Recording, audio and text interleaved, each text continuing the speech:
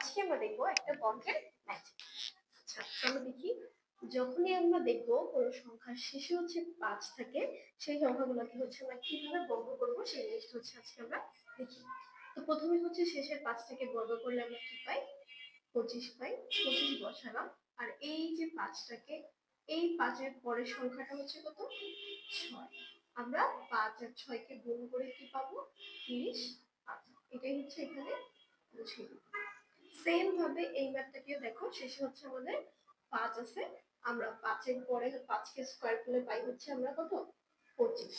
আর এই যে সংখ্যাটা আছে 13, এটার পরের সংখ্যাটা হচ্ছে কত? 14। এটার পরের সংখ্যাটা দিয়ে গুণ করব। 13 ইন্টু 14, ঠিক আছে? 3 4 12 2 হাতে হচ্ছে 1, 3 3 আর 1 হচ্ছে 4, তারপরে হচ্ছে কত হয়? এটাই হচ্ছে এখানে বসিয়ে দিই। তাহলে এটাই ছিল হচ্ছে কোনো সংখ্যার শেষে 5 থাকে সেটার বর্গ কিভাবে করবা তার শর্টকাট।